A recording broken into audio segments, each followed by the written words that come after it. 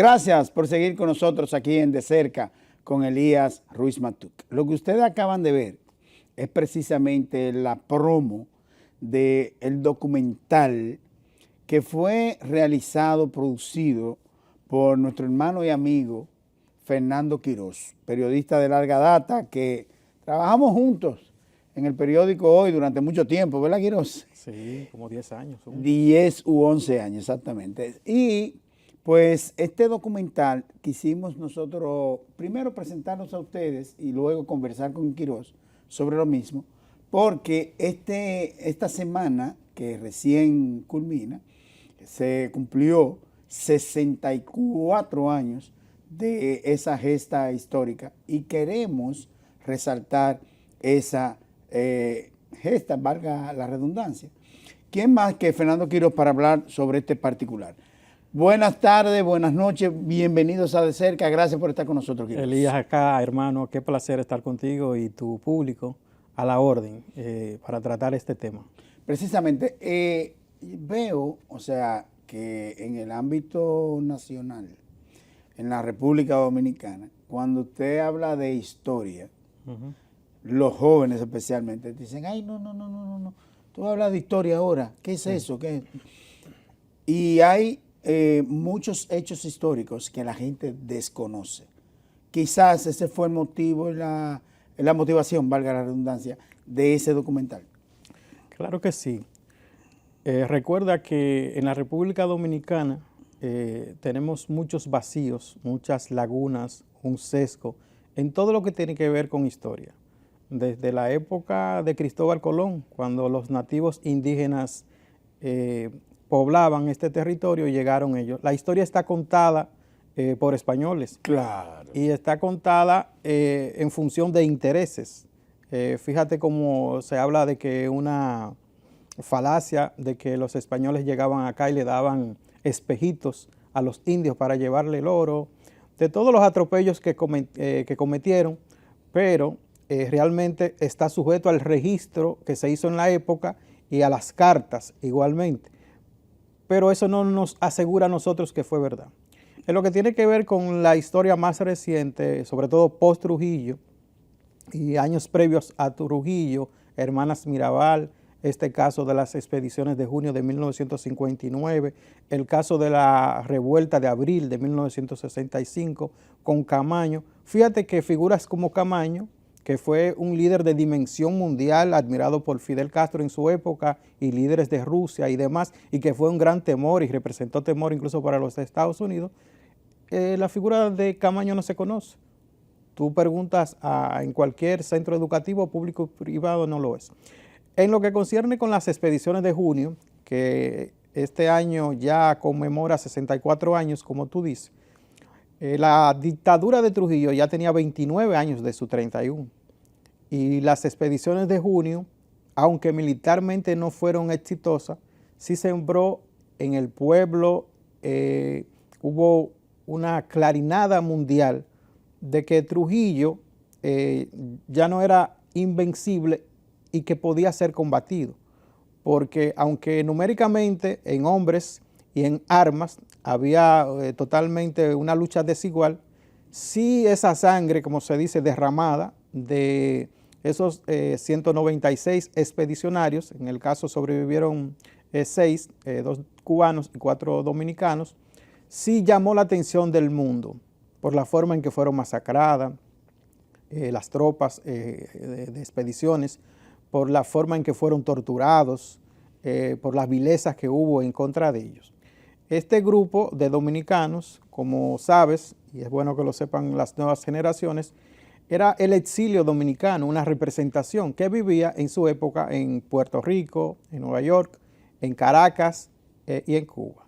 Y estando en Venezuela se armó una unidad de criterios, entonces conformaron lo que era un movimiento de liberación dominicana. República Dominicana, esa representación que estaba allá, había apoyado a Venezuela en armas para que llegara al poder Rómulo Betancourt y vencieran a la dictadura de Marcos Pérez Jiménez. Y en el caso de Cuba, que estaba la dictadura de Batista, esta representación dominicana igualmente apoyó a Fidel en armas y hubo una carta compromiso de que cuando Fidel, en esa época incipiente, lograra el triunfo con el apoyo del campesinado y Sierra Maestra, entonces iba a asumir un respaldo al exilio dominicano para venir a luchar acá. Y eso fue lo que pasó a partir de ahí. Sí, precisamente Fidel Castro en el año 1959 es que asciende al poder en Cuba. Sí. Y Rómulo Betancourt también, 58. Reciente también en Venezuela. E incluso uno de los pilotos de la aeronave era venezolano. Sí, Julio César Rodríguez. Exactamente. Y un copiloto que era cubano, Oreste Acosta. Oreste Acosta.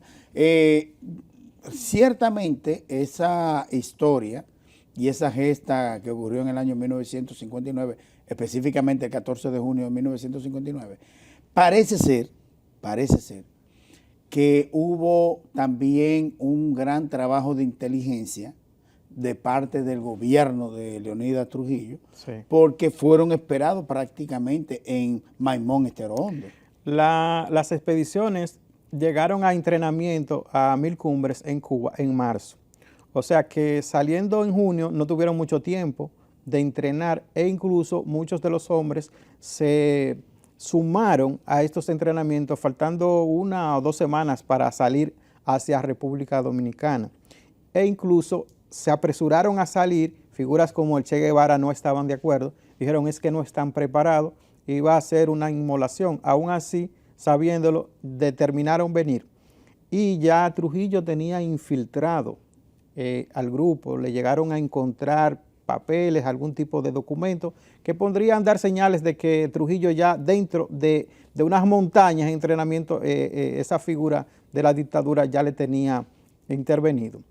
Y lo que más provocó daño a los expedicionarios fue que, recuerda, que eran 2 frentes, un aéreo, 14 de junio por Constanza, y el frente marítimo con 2 embarcaciones ya venía por las costas de Puerto Plata, por Maimón y Estero Hondo. Entonces, al darse los enfrentamientos en las montañas entre las fuerzas de la dictadura y los expedicionarios, uno de los expedicionarios dejó una mochila abandonada. Esa mochila tenía las rutas de los expedicionarios, incluyendo los de las costas. Como hubo algún tipo de sabotaje a los expedicionarios marítimos, incluso duraron varios días en alta mar, sin comida, hubo problemas de combustible, se dañaron las embarcaciones, hubo que sustituir. Entonces, por eso es que la expedición de costas en Puerto Plata llega 6 días después, que es el 20. Entonces, ya a la dictadura haber tenido acceso a los mapas, la aviación militar, marina de guerra y ejército lo espera y lo tortura, la mayoría lo arresta y muchos de ellos lo lleva a San Isidro, donde estaba el centro de tortura, y los fusila en fila con Ramfis y su grupo. Fíjate, para que la gente tenga una idea, los que vinieron en su gran mayoría eran jóvenes de la crema innata de la sociedad. Estamos hablando, Elías, de médicos que habían estudiado en Oxford, Inglaterra. El caso de Octavio Mejía Ricard era un médico. Había estudiado en Inglaterra y ya había hecho en Alemania una especialidad en cirugía torácica. A ese joven en las costas de Puerto Plata, un campesino le dio un machetazo en la nuca, lo amarraron con alambre de púa, le dieron tiros y finalmente lo llevaron y lo fusilaron en San Isidro y lo tiraban los cuerpos en fosa común. El caso, por ejemplo, de Juan de Dios Ventura Simó, que esposo en su momento de doña Yolanda Guzmán, nuestra amiga, ese fue un piloto de la aviación militar de Trujillo que desertó, tomó un avión, se fue a Puerto Rico y se sumó a las expediciones. Pero a ese hombre le hicieron todo tipo de tortura, le arrancaron los dientes, las uñas, lo plancharon, lo pusieron en la silla eléctrica, lo torturaron con electricidad. O sea, le pusieron una figura en un rostro totalmente desconocido. Así pasó con la mayoría. Quienes sobrevivieron fueron Delio Gómez Ochoa, que en su momento fue el comandante que quedó en la montaña al matar a Enrique Jiménez Moya, quedó el cubano Pablito Mirabal, que era un muchachito de 15 años, valiente, fuerte, que enfrentó incluso, y en el documental lo dice, a Trujillo en un interrogatorio. Mayobanes Vargas, que falleció hace unos 3 o 4 años, dominicano. Francisco Medardo, igualmente, entre los expedicionarios sobrevivientes. Y Poncio Pousaleta también. Poncio Pousaleta, igualmente, y Almonte. Entonces estamos hablando de que todos esos hombres de manera valiente decidieron venir aquí y entregar sus vidas por la libertad. Hay que decir que la dictadura de Rafael Leónidas Trujillo Molina era una dictadura de las más sangrientas de América Latina. Del mundo. Y que de decidirse venir a enfrentar una dictadura de esa naturaleza, sí, había que tener un gran valor. Y como tú bien señalas, eso fue la incipiencia para que naciera en la República Dominicana un movimiento que luego se llamó el Movimiento 14 de Junio. Qué bueno que tú dices eso, porque esta semana que pasa, el 14 de junio, a propósito de que instituciones comenzaron a recordar la efemérides, fue de mucho pesar leer que el Ministerio de Educación y instituciones como Radio Televisión Dominicana y otras agencias del gobierno colocaron informaciones confusas. Sí. Estamos hablando del Ministerio de Educación. Publicó que se estaba conmemorando, entre una mezcla de informaciones, el movimiento de izquierda 14 de junio, que fue un movimiento que en enero de 1960 fundaron los esposos Manolo Tavares y Minerva Mirabal. Incluso el seudónimo de Minerva en esa época era Mariposa. Por eso es que luego a las muchachas se le conoce como las mariposas. Entonces ahí había hijos de funcionarios del régimen, hijos de empresarios y una serie de personalidades tenían sus hijos en ese grupo clandestino. Se destapó una persecución nacional y la mayoría fueron arrestados. Ahí está Tomasina Cabral, que estuvo, la arquitecta que estuvo presa con las hermanas Mirabal. A doña Tomasina le dieron en la cárcel, le desgarraron la ropa, le dieron electricidad en los senos, en el estómago a una mujer. Ya tú puedes saber el nivel de maldad y de crueldad que era esa era. Que a personas que porque tenían ideas diferentes al régimen, lo trataban de esa manera. Entonces eso sí fue el desprendimiento o un seguimiento en honor a las expediciones, el nombre del Movimiento 14 de Junio, que luego se convirtió en partido político.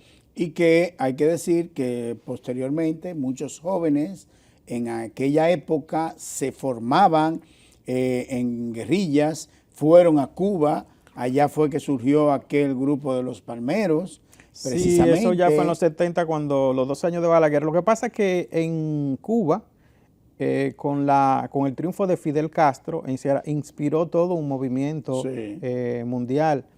Incluso Mayobanes Vargas, que vivía acá en Bonao, uno de los sí, sobrevivientes dominicanos, él decía que la inspiración de él para salir de aquí, la familia de Mayobanes tuvo que vender 20 vacas para durante el régimen conseguir el pasaporte y poderse ir. Y un argumento usar para irse. Cuando llegó a Nueva York, entonces él se integra a los grupos de lucha. Y él contaba que estando en Bonao, él conectaba el radio de una emisora de Venezuela, se llamaba Radio Rumbo.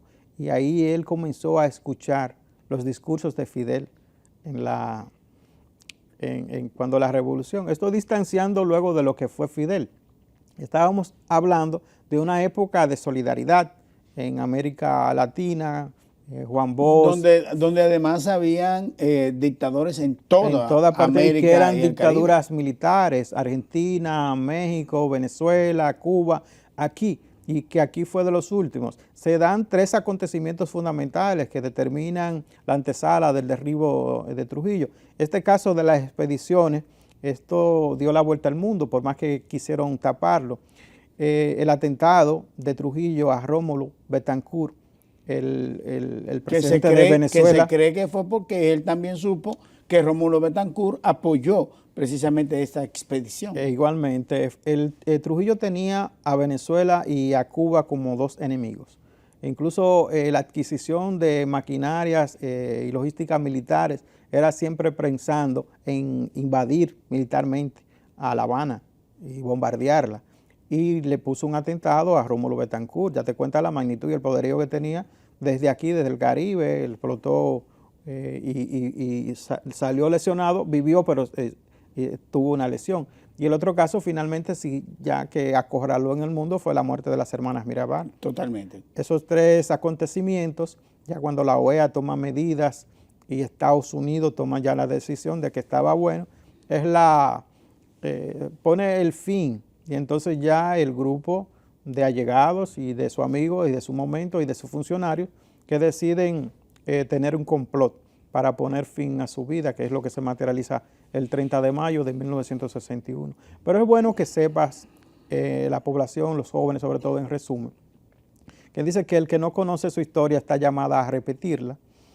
No estamos hablando que pueda darse una dictadura ya en estos tiempos como aquella época, pero sí es bueno saber y sí es bueno honrar las memorias de esos hombres y mujeres. Yo digo hombres y mujeres porque aunque los que vinieron fueron hombres, date cuenta que hubo muchas madres, hubo muchas hermanas, hubo muchas viudas, hubo muchos hijos huérfanos de estas expediciones. En estas expediciones vinieron padres e hijos, pero quedaron entonces huérfanos, muchos niños, quedaron madres sin hijos, quedaron mujeres sin esposo.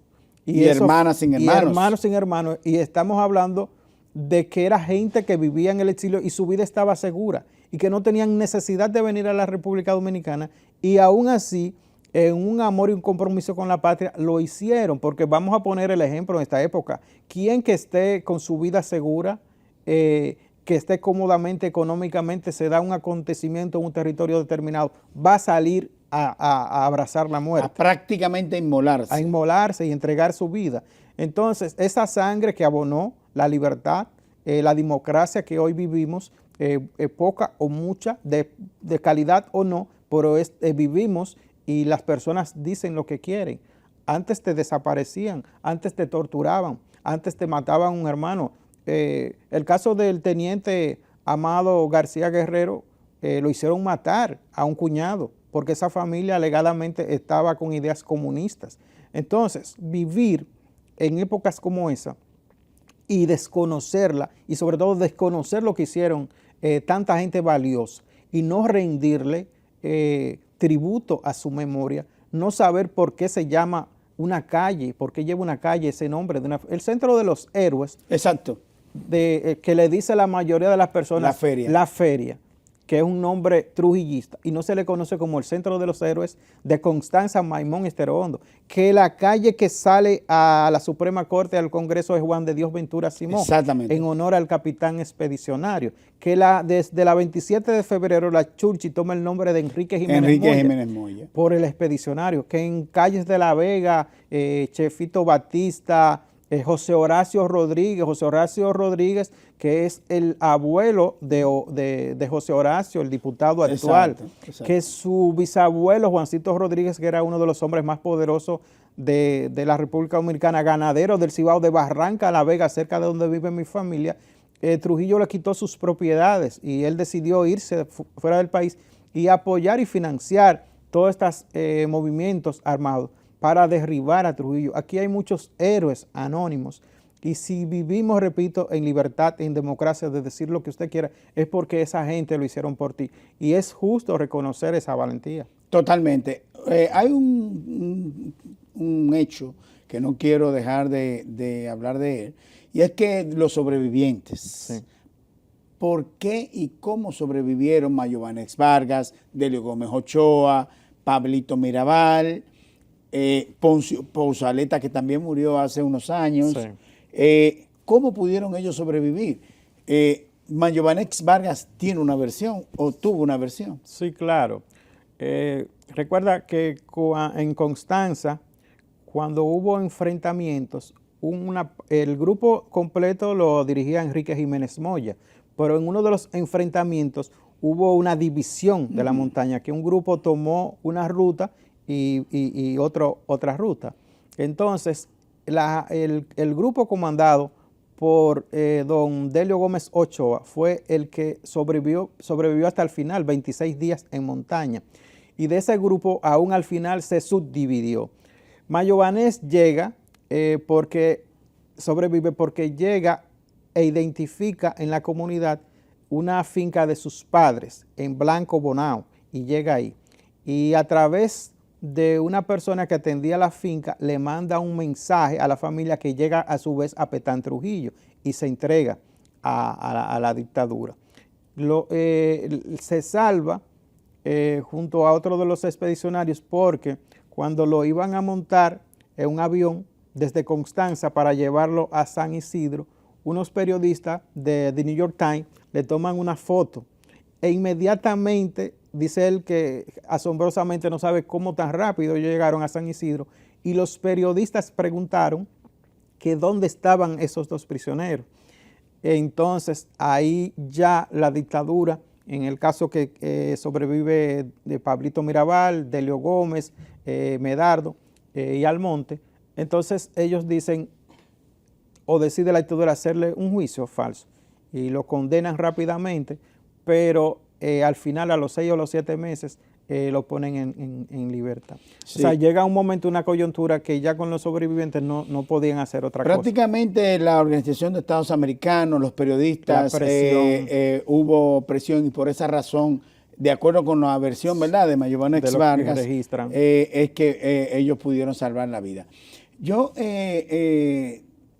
tengo sumo interés en que esto se conozca, sí, que la población dominicana y los jóvenes principalmente conozcan sobre eso, porque he escuchado incluso a estudiantes, sí, universitarios decir, aquí debe venir un Trujillo. Sí. Entonces, cuando se dice eso, no se peca de ignorante, porque es mi expresión común. Se tenía prohibido pensar. Sí. Usted no podía pensar. Nosotros ahora no solamente podemos pensar. Aquí hay gente que le dicen de todo al presidente de la República. Hay libertinaje, hay falta de respeto, porque la diferencia es de la democracia a la dictadura. O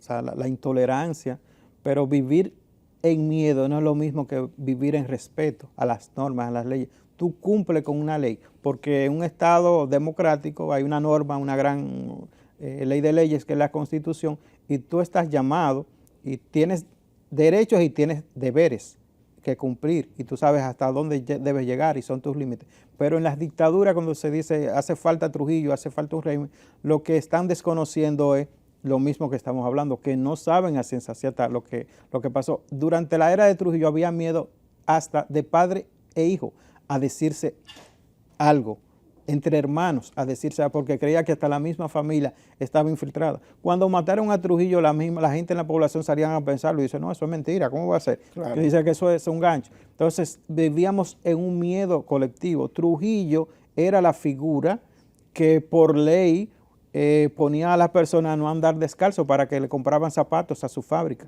que las familias pintaran sus casas periódicamente, obligatoriamente, para que le compraran pinturas a las fábricas de él. Era el dueño de todo y decidía lo que se hacía. Entonces decía, no, porque antes cuando Trujillo no se robaba, no, porque era el miedo.